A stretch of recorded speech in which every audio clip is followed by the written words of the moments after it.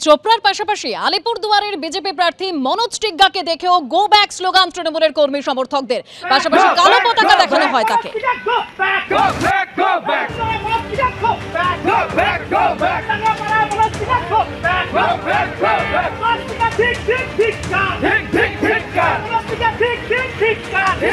তৃণমূল কংগ্রেসের সংস্কৃতি ওদের ভারতবর্ষের সংস্কৃতির সঙ্গে কোনো প্রকারের সংযোগ নাই, যার জন্য আজকে ওরা অপসংস্কৃতিতে ডুবে গেছে। তৃণমূল কংগ্রেস জনবিচ্ছিন্ন হয়ে গেছে, মানুষের সঙ্গে ওদের কোনো সম্পর্ক নাই। ওদের যে দু চারজন আছে পুলিশ প্রশাসনকে সঙ্গে নিয়ে ওরা ওই কয়েক মিটার কালো কাপড় নিয়ে নিছে, ওই দিয়ে ওরা প্রচারের আলোয় থাকতে চায়।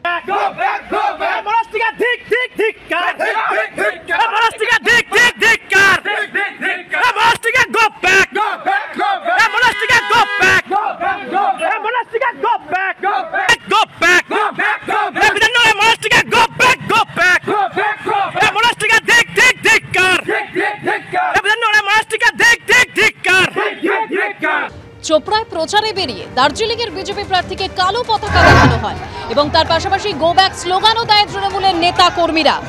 চোপড়ায় প্রচারের সময় রাজু বিস্টকে গো ব্যাক স্লোগান তৃণমূলের, পাল্টা স্লোগান বিজেপি নেতা কর্মীদের।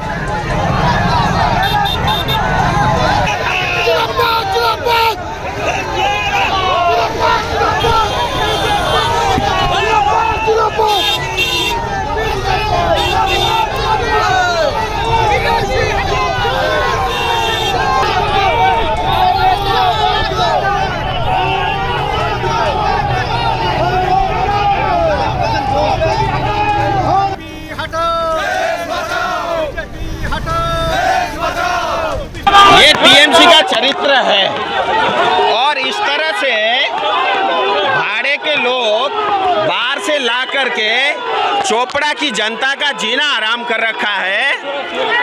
और चोपड़ा में जो टीएमसी के भाड़े के बाहर के कार्यकर्ता ला करके विरोध कराते हैं और वो ये सोचते हैं मैं डर जाऊंगा, मैं उनमें से नहीं हूँ, मेरे अंदर भी गोरखाओं का खून है और मैं चोपड़ा की जनता के साथ हूँ।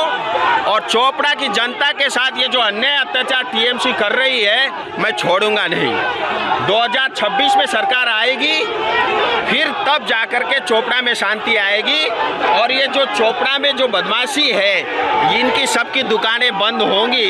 দেখুন উনি স্বনামধন্য লোক শুনেছি যে 5 বছর হলো উনি এমপি ছিলেন, পুরনো আবার এমপিতে দাঁড়িয়েছেন। 5 বছর হলো আমাদের চোপড়া ব্লকের জন্য একটা উন্নয়নমূলক কাজ করেননি। সেই জন্য সাধারণ লোক তৃণমূল কর্মী যারা আছেন তাদের এই ক্ষিপ্ত অবস্থায় দেখে ওনাকে গো ব্যাক করতে বলছে। যেহেতু কোনো রকম যদি ডেভেলপমেন্ট কাজ করতো, মানুষের সহযোগিতা করতো, তাহলে এই কথা শুনতে হতো না আজকে ওনাকে।